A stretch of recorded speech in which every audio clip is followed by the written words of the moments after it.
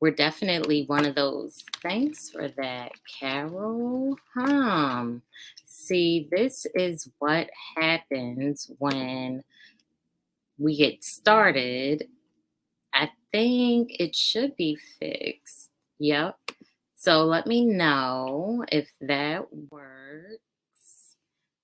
All right. So it looks like Chapel is getting on too. So we are actually just now getting started. Like I was saying, my name is Laquita Chansey. I'm the founder and director of Baltimore Homes, and we build micro shelters and tiny homes for folks who are unhoused. And welcome to Shared Space. Chap, you are right on time. Would you like to go ahead and introduce yourself? Namaste, assalamu alaikum. Hello, peace and Hello. love, family. Yeah, I'm Chat. Um, I do a bunch of stuff in the city.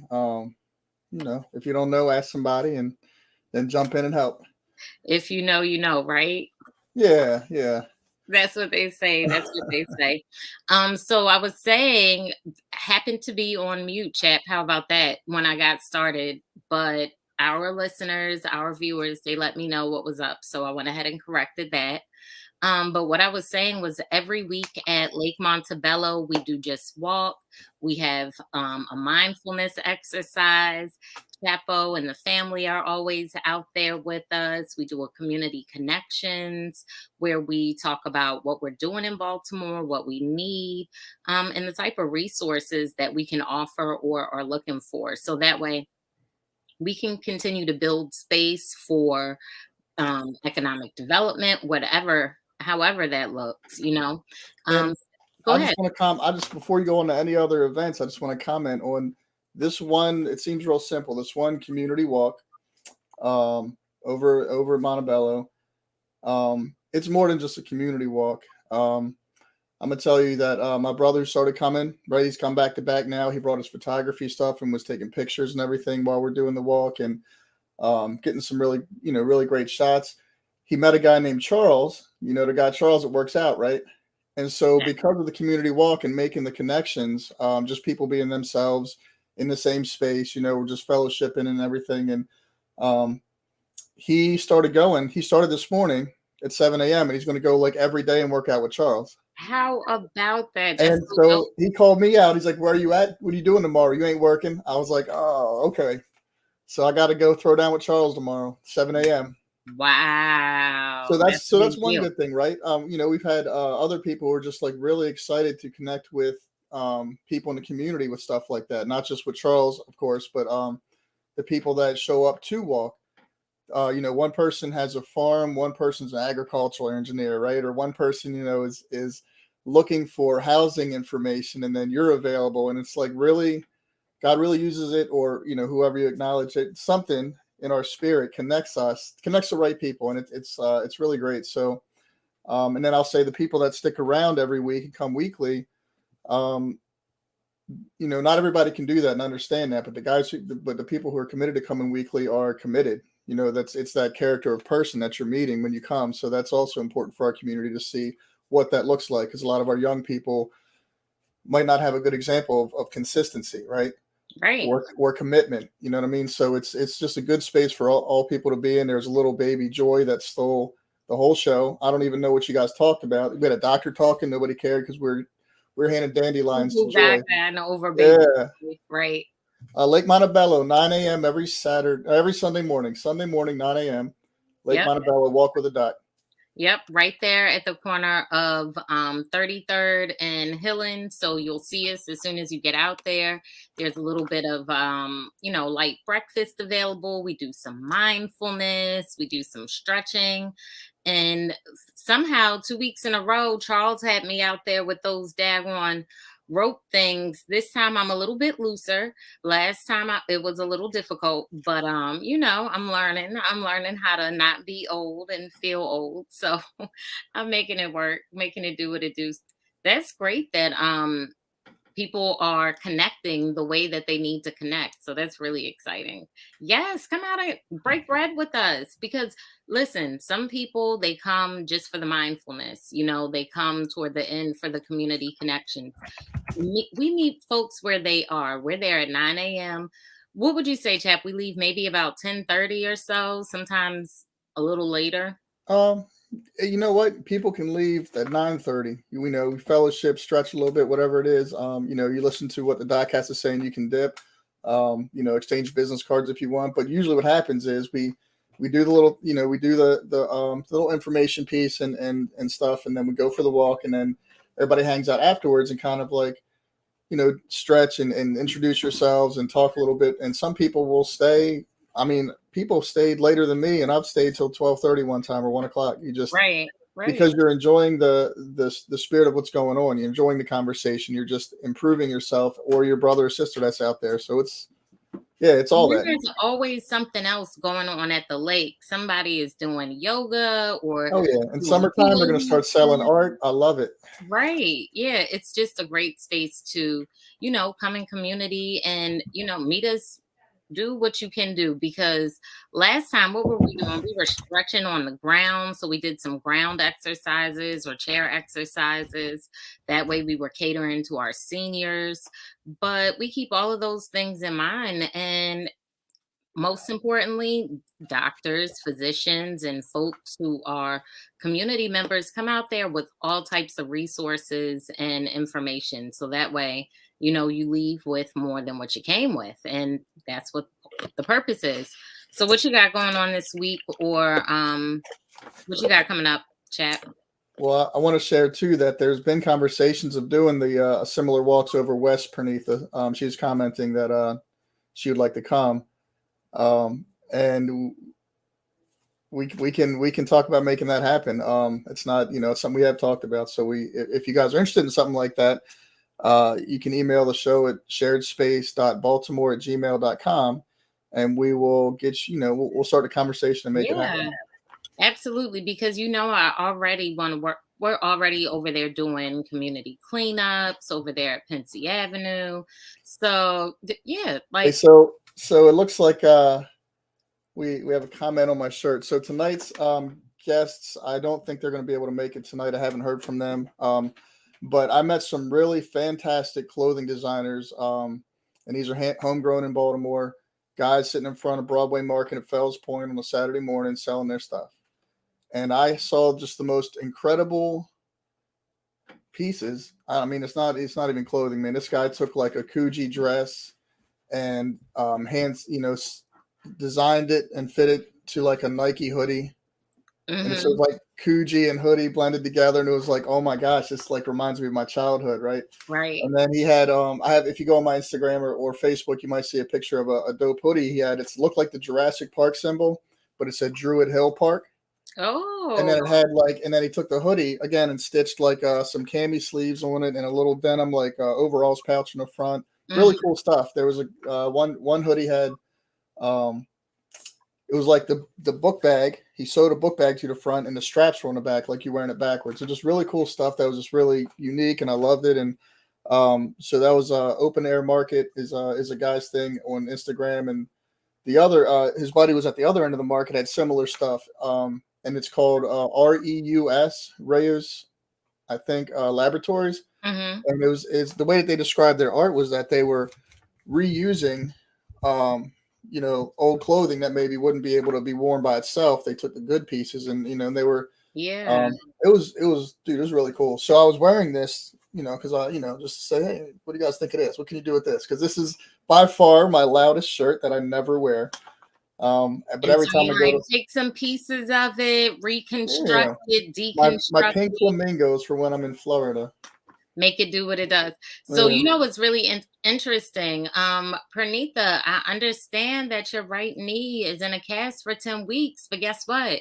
we're going to be out there for about another 30 plus weeks. So when you get yourself together, just come on out there whenever you get a chance. We'll be out there. So don't even worry about it.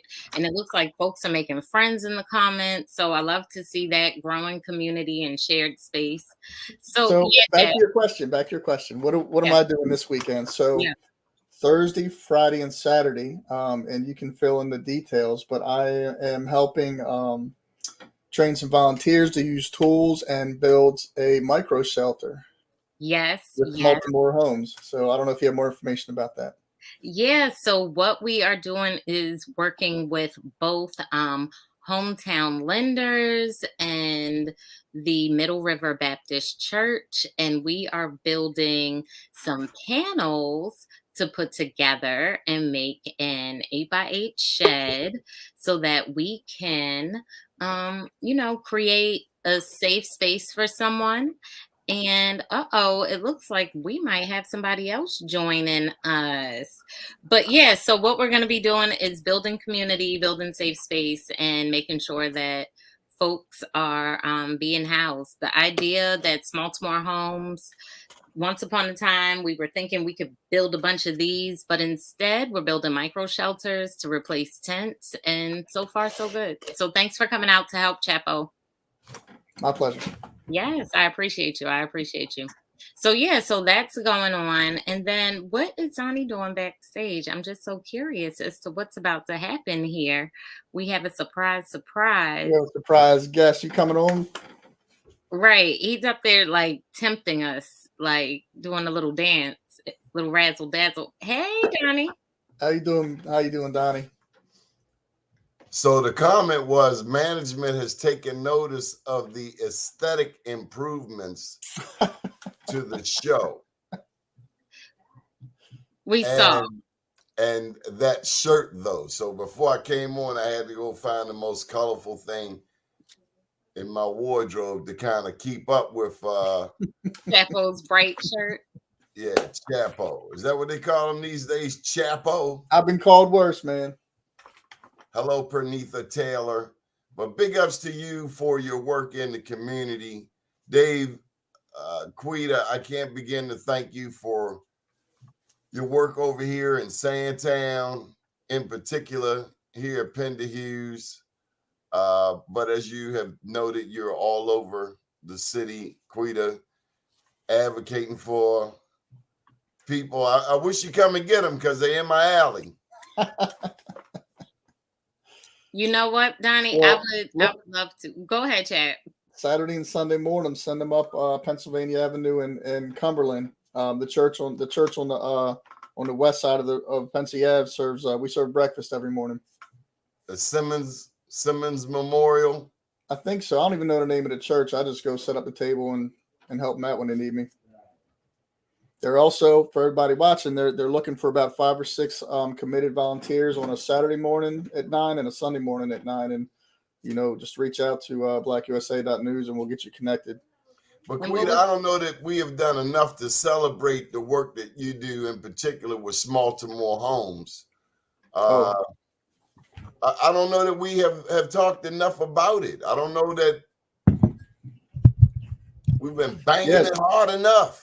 Because it's not just the home she does. She organizes the Walk with the Doc, obviously. She's got, financial literacy curriculums. And what else you got, Quita? You got a lot of stuff going on. A little bit of everything. Like I really just do what I feel like the community asks of me. And it's not that hard to Google some stuff and put some documentation together and talk to folks. And digital equity, though, is like the big thing right now, and making sure that folks understand that we need to leverage resources and make sure everyone has access to decent machines, and they understand the difference between a router and a modem. And should there be a power outage, they know how to reset their network. Just stuff that people who have had computers for a long time kind of take for granted. But now that COVID has happened and we went virtual, like way more computers and tablets and things are being used. And just having a cell phone is not sufficient, especially if you're a student in school, or even worse, you're of working age in Baltimore and have to use public transportation. We know it's trash. So, working from home using your digital access is one of the best ways that we can increase some job activity and income, reduce crime, because, people are creating crime because there's no money in the communities. Like, we're not stupid. People would work if they had the opportunity. You see what the squeegee boys are doing all the time. So all of these things for me are layered into housing and redlining. And I'm gonna go ahead and hop off my soapbox. But thank you, Donnie, for go ahead and give me a platform. Oh no, thank you. But some of these people wouldn't work in a power factory. Hey, Quita, I mean, can we illuminate her segment again? Yes, sir. Quita, tell us about what's behind you. Plus, look at them funky graphics. You ain't never hooked me up one like that. You know what? So what had happened was, right, what's behind me is the That's 20 how foot my tiny. that's how my dog be doing me. Be like, About that, right? Like, we gonna talk about that later. If I don't look at you, you don't see me. No eye contact, right? So I'm gonna just cover that up. But this is my 20-foot tiny home on wheels, and I built it in 2000. I started building it in 2018 and finished it like the very end of 2019. And she's kind of cute. She got a little kitchen, a little loft situation above the kitchen, a food truck window, double doors, and the stairs are storage, and the couch pulls out, and then that's a queen size bed. But you can tell a king would fit how up many square feet? 264 square feet. Good googly. Did you get this idea? And I'm very serious. Did you get this idea in Asia?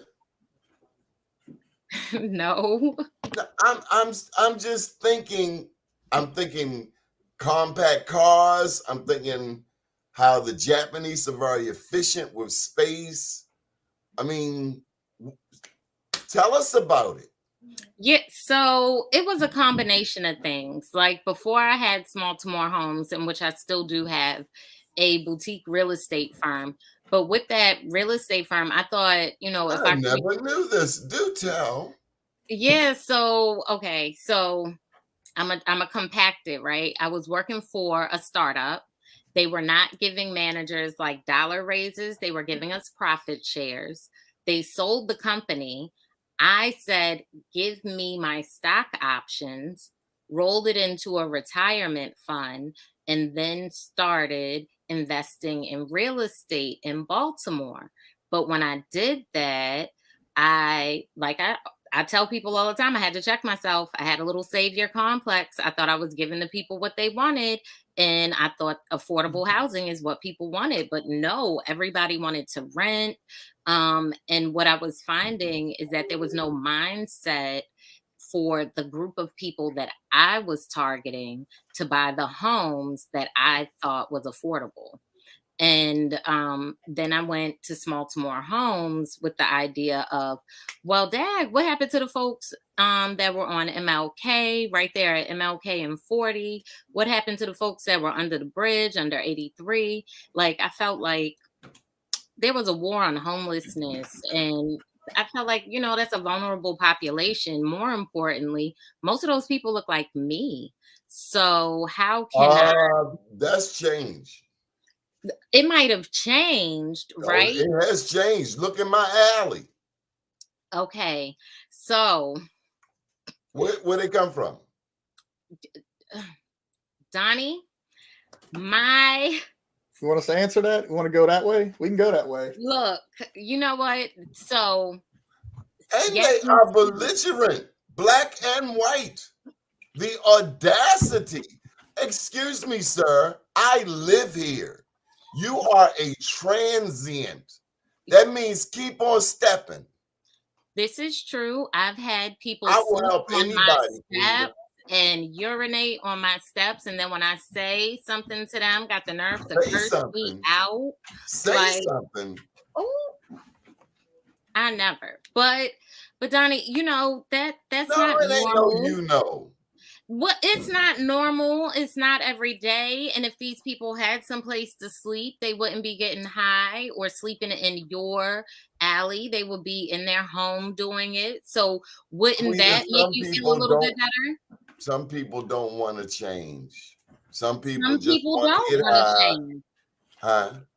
You're right. No, some people do not want to change, They but just want to get there's high. I a just saw, far honestly, I literally just saw two white guys coming out of the alley a block away, and they were good and high, and that's all they cared about. And the thing is, the place they just came from, there was a fire there less than a week ago.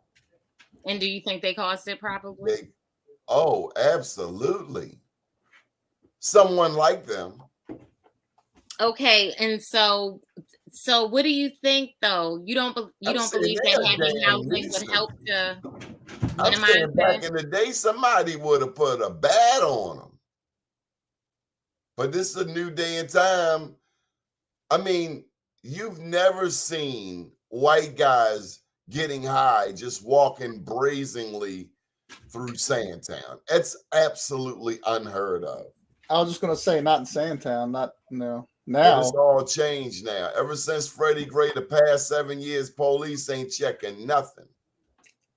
and I'm not. The Look, dog, I'm a white guy. I grew up in Baltimore, and yeah, back in the day, there was neighborhoods you ain't go to unless you had family there. Not to say you didn't have family there, but if you didn't, you didn't go there. It could be Sandtown, Dutch Village, Garrison.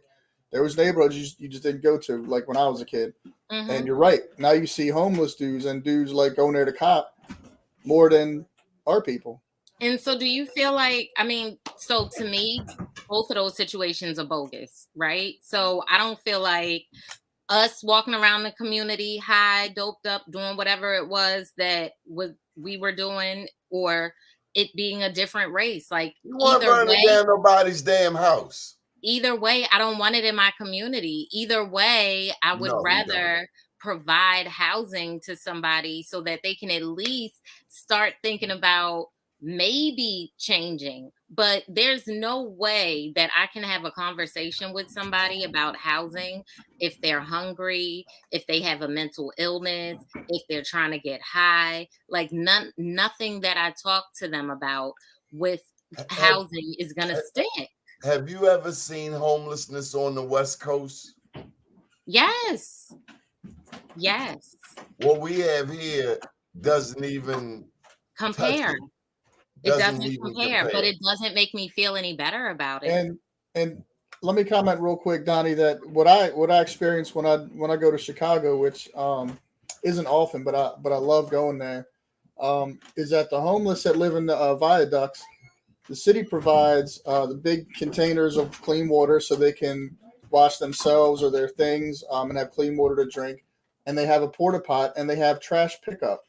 They do that in So Savannah because they know too. where the camps are, right? Instead of criminalizing them and beating the breath out of them, they give them minimal source resources because they are citizens of a city, and they give them those minimal resources. Let me tell you that when I visited those places, they were cleaner they were cleaner than like a schoolyard. They were because people had the resources to keep their things clean. They would clean up their space. They would wash their clothes. They would naturally, nobody wants to live in filth, but if those basic things aren't available to you, then sometimes you don't have a choice You in certain don't like situations. people don't even like to think about the simple things like where are these people going to the bathroom if we don't provide a porta pot? Like that to me Quita, is I want to share something with you. Some of these people come from very well-off families. okay. And some of them that I work with did not. And so those are the I'm not ones. saying that. I see them parked in cars.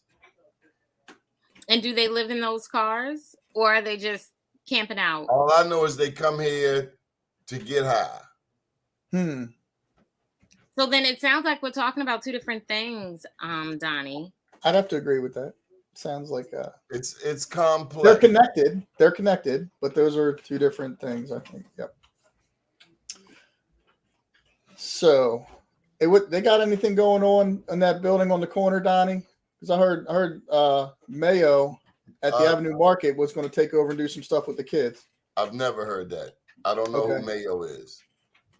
He's a security guard.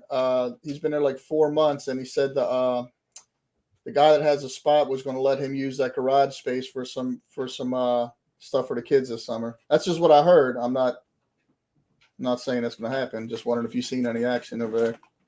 No, the marching band is practicing there now. By the way, we have a parade, Quita, Yes. June 11th, the historic Pennsylvania Avenue 2022 parade. It will go down on Saturday, June the 11th. Line up at Penn North, historic Penn North at 11 a.m. Parade launches at noon. I like it. I like it a lot. But look, I just wanted to stop by and let you know that we're seeing your graphics. I'm seeing chat with all of the, improvements, the personal improvements. He still got that Colonel Sanders thing going on with the bright shirt, though. We looking at that shirt. Looks good on you. That guy, I tell you. Right. I don't know why. Donnie, I'm gonna keep advocating for my unhoused folks, and he knows it. He knows it. So what else we got going on? We got the Baltimore homes. We do have the parade. We have the parade, but the parade is in June. So even June before 11th. then, the first Saturday in May, what is that? That's like the 5th, I think. We'll be at the corner of Broadway and Bank Street. Every first Saturday, we go out there with Love Action Ministries, and we hand out coffee and hygiene products and donuts and just, community with the folks and be nice to people and, figure out what resources they need and talk to folks. One of the ladies out there is pretty dope. She makes blankets out of plastic bags. So some of the grocery stores are no longer recycling plastic bags, and she makes they're heavy. They're like, you can wash them. They're pretty dope. So I'm trying to figure out how I can start collecting those plastic bags without turning into a warehouse full of plastic bags. Still maybe have a plastic bag drop day. Just one day, right? Yeah, like once a month or something. Yeah, like at movie night at making good in the community. So we don't have a date yet, but we will be coordinating with Mr. Richardson. Dwayne. Yeah, Mr. Dwayne Richardson. And hopefully we're gonna hopefully soon, because I love it. We're gonna do a movie night over there. Get him some grub and get him on the grill. Yeah. Should be fun. Nothing, nothing doesn't have to be too extravagant, right? Just little fun pop-ups like that. We're gonna try and start doing that at least once a month over there. And we have resources available if people are interested in doing that in their neighborhood. Again, you can reach out to us on our email, sharedspace.baltimore@gmail.com. Yep. And we're not going to, we've got to do some self-care occasionally, but if we don't have to, we're not going to say no. We want to just spread the love and get people connected. Absolutely. I also wanted to comment. Today I was on a meeting earlier, right before this, on a meeting with the schools and some of their partnerships in the community. Mm-hmm. And there's a couple people on there that I got their information. They're doing similar stuff like Greenmount West, like Mr. Dwayne Richardson over there at the park. Mm-hmm. They're all running private rec centers. Yeah. And it's all heart and soul, man. There's, they're proud of the fact that they're not, and that's the sad part too. Let me think about this for a second, because I hadn't, but they're actually proud of the fact they're not connected to the city Parks and Recs agency. Yeah. So what does that say about the state of things? They're proud of that. I can believe and I'm proud of that too, yeah. And that's, that's a shame we have to say that, but mm-hmm. There's a lot of stuff going on in the communities that we don't have to rely on, the government agencies. We can turn to ourselves and do little stuff like a movie night, like a cookout, maybe once before COVID, we used to rent this spot out in Kingsville, like the Mhm, whole park. I don't know if you've ever heard of Beachmont. mhm, We'd rent the whole park. It's got softball fields, a fishing lake, hiking, playgrounds, volleyball, basketball courts, indoor and out, mhm. pavilion area, and we just invite like before this is really even before Instagram took off. We'd invite like the whole community, everybody, like your pizza guy, your mail person, Mhm. like, and it was dope, man. We'd have like throughout the day, like a couple hundred people come through. They had a pool and everything, um, and then COVID kind of slowed down all that down. And then when we came out of COVID, things got real expensive. But there's spaces in Baltimore that we can do that. We need to have some positive block parties, and not the ones I've been to where we got vacant with a table set up with alcohol on it, nobody attending it, and kids just running up and drinking. That's not what I'm talking about. Like 5-year-olds pulling up on a dirt No, bike. Like I could make this up, but yeah, no. like some of the little kids on the dirt bike would pull up and get a little drink, and I've seen it, right? So, Yeah, but I we gotta think be that there's space responsible. to have positive gatherings as well. Yeah, yeah, So I mean, and that I'm would not be saying that that's negative. I'm saying kids drinking is obviously bad. That's why it's against the law.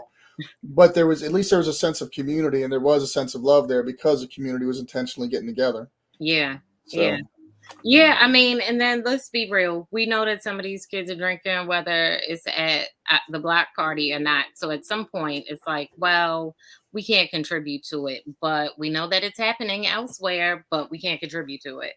But to your point, I think that that's a really good idea. Movie community night. Like, we need to find out what movies do the community want to see, like what genre. I don't know if we can ask for specific movie titles, but hey, we might have something that they're yeah, interested in. and I know in certain contexts you have to get licensing and stuff. And so like Cesar Romero, who's the president of Bayview Community, Hmm. he's actually done the process. So if like people are really interested in doing it for the community and having a big viewing, um, if you want to do it legit, we can call Caesar and figure out how to do it legit. Right. You Or know, we can do it the way that, well, I encourage doing it legit yeah, because we don't yeah, we want to maintain our integrity in the community. absolutely. Um, So we can talk to Cesar about that. We're all yeah. all the time anyway. It's also good. One of the micro shelters is over there in the lot and Oh, has been making good in over the community there. lot. Yep. Yeah, it's been over there, what, a little over a week now, which is pretty cool. We had the digital equity discussion over there. That's great. Yeah, That was I want to pretty talk about good. that. So does that continue every month? Is that going to be a monthly? I don't know that it'll be monthly, but I know we were already talking about doing something in May. Okay. So I'll find out Sounds because like I it's don't know that monthly. if it was related to digital equity. I know that they Okay. were just talking about like hanging out. But I know they're also doing something over there for Juneteenth, which I was talking to them about. I thought that would be pretty cool. Get some folks out there on the lot. Yep. So on that note, the founder of breadcoin.org out of DC asked me Hmm. um, if there's anybody that wanted to partner with Breadcoin. Hmm. So there it is. We'll bring them over there. That's pretty easy. Yes, that would Because be he really wanted to he wanted to support a Juneteenth celebration somewhere in Baltimore. So we'll yes. plug him in. See, Bring everybody together, talk about Breadcoin, little digital equity, have a DJ and some food. I'm excited. good food. Last time we did something across from the Why Not lot on North and North and Charles. Hmm. Um, and Island Cuisine catered, Mm, bro.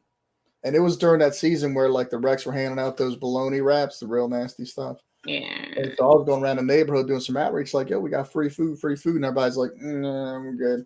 I'm like, free Island Cuisine, bro. It was amazing. Like Yeah. everybody showed up, and it was like everybody. I know you've heard this story 100 times probably, but everybody from like people suffering addiction and homelessness to just residents to construction guys across the street, police, elected officials, community leaders, were all sitting at the same table, like smashing Island Cuisine. And it Mhm. was so cool to see all those people have access to each other that normally wouldn't. You might not always have an elected official in a space where a homeless person is or someone experiencing addiction. You might not always have a community leader that can communicate with an elected official. You might not have Right. a police officer who can just sit down and chill with the residents in a community. Like, Right. but the island cuisine did it, baby. Like they they brought everything together for a couple hours on a Saturday, and it was really cool.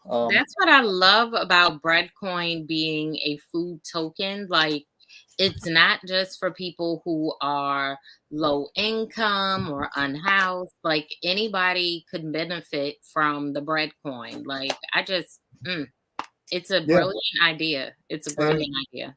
it's just funny along the way. I'll tell you. I don't know if you know some of the history of Power Fest. So me and Lewis Thomas is the Power Fest president of Power Fest Baltimore, and I met him at the what was it? They were trying to, I forget the name of it, but it was when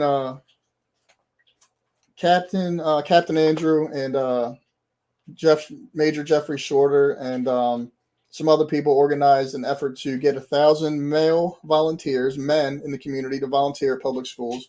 Hmm. And so I was there as a chaplain with Major Shorter, and Lewis was just this guy walking around, like just super energetic, little guy walking around. He's like, hey, we just hit it, just like when you and I met, or when you meet those people and like in our family that Right. you're familiar with. The spirits just connect and kind of download love from heaven, man. That's all I can say. It's just like, okay, Right. you feel like you've known this person your whole life. So we started vibing and talking, and he's like, well, I want to do this. And I'm like, okay, cool. Go talk to, Captain Andrew Knox. And he'd be like, oh, well, I want to do this. Okay, well, go talk to this person. Go talk to that person. And he just kept running back to me like, he's like, all right, cool. I got the information. I need to do this. And he started asking me. So I just, I'm just sending them to the right people, right? Like kind of like we do at the community walk. You just, you Right. need this person does it. And he was like really impressed with like some random white guy in Baltimore who just knew everybody. And, he was telling me about his idea, and that's why I was helping him out. His idea of the festival to showcase everyone doing good in Baltimore, all the nonprofit organizations, the out-of-pocket people, heroes like Christina Flowers and Yolanda Pulley Right. and people like ourselves, quite frankly. Hmm. He just wanted to celebrate all the good because everyone is so nationally and globally focused on all the bad. If they knew Yeah. globally what we're doing to be good, like we've had people from our own city go to like Africa and Right. do what they do and really be successful, So, Right. but you don't always hear about those stories unless you're watching BlackUSA.news, right? Right. Right. So yeah, Absolutely. so in this kind of in the spirit of this show as well, Power Fest wanted to showcase positive people and bring people together, Hmm. level the playing field, where didn't matter again if you were kind of like Breadcoin, if you were a dude experiencing homelessness or you live in Montgomery County, we wanted to have something at the festival. Think about two guys from those extremes can come to a car show. Right. They can both appreciate a Lamborghini or a Bugatti or some Yeah. exotic old car, some eccentric old car, some exotic new car that levels a playing field because now there's two men admiring a car and having conversation. We have basketball. We've got people know the talent comes out. If you're from Baltimore, we got talent. We've got 3 Harlem Globetrotters from over west that are still in the city doing stuff. We got pro players. We got and Right. All types of retired chaplains for pro like Ice players. Cube's 3v3 league and the NBA, the Knicks specifically, like are pastors in Baltimore. Right. So we have all these connections to basketball. Put together a real nice basketball program. We had some national artists offered at the time who were going to be on stage, and and things like bringing people to just bringing something for everybody. Through the stage show, having a like Baltimore's Got Talent kind of idea where we just Yeah. call all musicians, all performers out, and you perform. But the idea being that you don't cut it down to one person. You Right. try to continue with everybody you Highlight can, everybody. right? And so Yeah. all day long, Baltimore performs leading up to the national person, right? And of course, we could choose the idea is to choose a winner and have them open, for the national artists and like just all these really great ideas. And Lou's going to kill me for putting them all out there because, but if somebody else takes it and runs, then that's good for Baltimore, and that's really what we want, That's what and I so say. Yeah. and yeah, and so I'm off of my bunny trail talking about kind of how me and Lou met. But what really sold me on Lou was that someone came along and loved the idea a corporate sponsor, and they offered him a significant amount of money. And I'm Mhm. not sure that specific details that it's not my story to share, but I'll say that it was significant enough that when he turned them down because they asked him to compromise on his faith perspective on the page and remove, oh well, we like this thought, just remove the address right where it says Hebrews 25:3 or something, like just remove that part. You can leave the wording and we'll sponsor you. And Lou, not willing to compromise, he said no. And when I saw him say no to something that would jumpstart Mhm. immediately the festival, I was sold on that, actually. Yeah. Most people be like, you're so dumb, but I knew his heart was in it for the It right showed his reason. integrity. Right. Mhm. And same with Breakcoin. We had Scott on the show and we talked, like Quita, that weekend I went down to DC to see what they're doing. Right. Yep. And I didn't go, I mean, I did go, but I wasn't looking directly for their partners to talk to, although I talked to them. And of course they had good things to say, but I went and found a dude with like the best Baltimore lean, right? Just, and I talked to him and I'm like, bro, how are they treating you? Mhm. He's like, man, every time these guys come through, it's a party. Everybody comes out and eats and this and that. And he spoke so highly of them. The least perceived as least person in the community spoke the most highly of them. Right. So again, that's when I attach myself. I'm like, okay, these guys are, doing it for the right Doing what reasons. needs to And be done. Yeah. yeah. And so, all these great relationships being built through the need that was cultivated through COVID and, and poverty and violence, like all these things coming together has brought and is still bringing together significant people in this season in Baltimore, right? Right. And so, you know, revival's coming because we're getting together. Little by little, we're all getting together. We're all starting to, Figure it get out. in sync and fill in the Yep. gaps. And it's just a really beautiful thing to be have a front row seat to it. You know what Yeah. I mean? Like you have a front row seat to that. Like you don't want to give it up for Right. anything. Right. And See it happening right before your eyes. it's I'm telling you, it's Baltimore history happening, unfolding every day in front of us. And it's a real privilege to serve and be able to share that on blackusa.news. To be able to see Donnie building up in the Black Wall Street Awards. All these Oh things are my so God. significant, The Black And Wall to Street that Award point, I think everywhere. this is like the 20-year anniversary for bmorenews.com, I think. And I'm sure Donnie will share as the weeks come up. And he has, probably pretty nice party planned for the 20-year anniversary. So, but it's just a privilege to watch all these things and all the other hosts on our show, on our shows on blackusa.news and all of our community partners in the community. And it's really beautiful and so significant to see it happening and unfolding in front of us. And I try to drag the kids along and say, here, meet this person, say Right. that you saw this person, because 10, 20 years from now, these are the people that, that pave the way for whatever leadership is doing now and whatever, Right. whatever good is in the city. These are the guys igniting the fires around the city and lighting other people's spirits. Yeah. Yeah. And there's a lot of it going on. Like, and the crazy thing is, everybody has their own lane because Mm-hmm. there's so much need. There's no need to overshadow this person or that Mm-hmm. person because at the end of the day, there's so much need here. So Bro, I like, really hope that people can release their little territories. yep, I was gonna say, like, when because I try to do a little bit of everything or be connected to, and I think it's better to say I can be connected to a little bit of everything, but I do try to do a little bit of everything before I ask for help. I wanna figure out what does this look like, this and that. And so, like, I give you an example. We had a family that their house had got shot up. I mean, they had like I don't know, 20 some bullets like run through the house. So their house was a crime scene, and they got shut down and homeless, right? And so the police were supposed to find them housing, and they have a department in the agency to do that. And what happened was, during that process, they caught the person and booked the person who did the shooting or the violence, enacted the violence, whatever the details Mhm. were. Um, and because the state's attorney booked somebody, Mhm. then the responsibility fell on the state's attorney's department to find housing for victim advocates. And so through the process, it happened so quickly that they got lost in the mix. And they called me like 5 days later. Somebody called me, a friend of a friend, and they were like, one of my kids I'm mentoring, is experiencing homelessness, and we don't know what to do. So, and they told me this situation, and so I made a phone call, made some phone calls, started shaking the tree and calling everybody I know, and I called Yolanda Pulley. Mhm. And I look, I love you, Yolanda. Like you are Pulley the bully. I don't care what nobody says, own it, because I love that about you, right?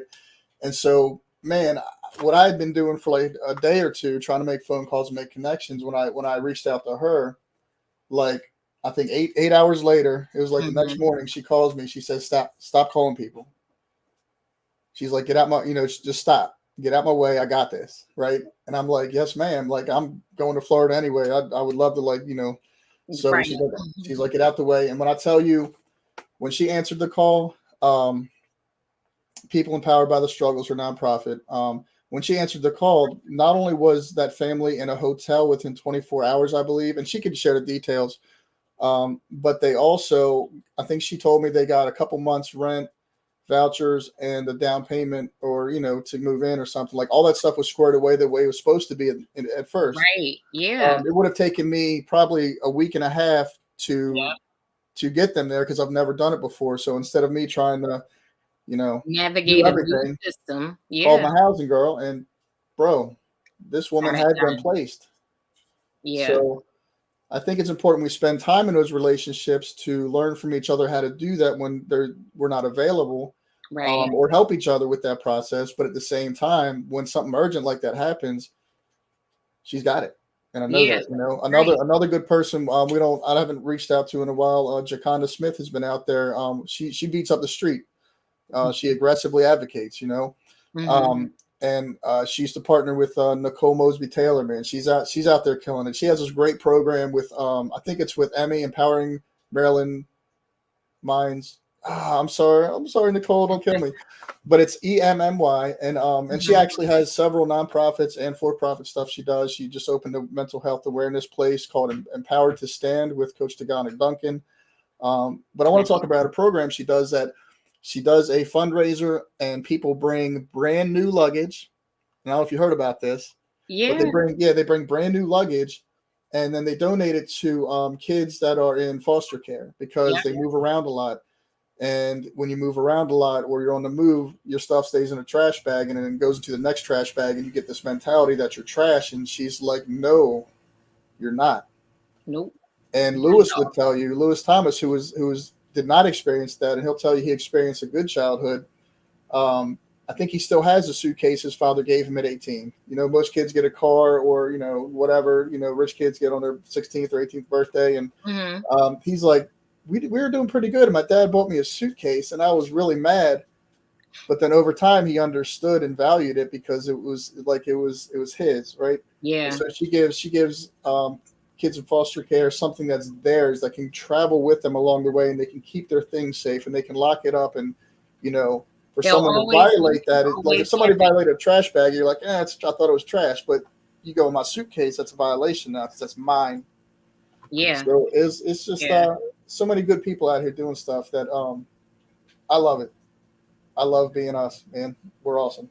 Yes, yes, yes, and yes. And Taz checked in. She said, "Hey, y'all. Hey." She's coming to Baltimore, y'all.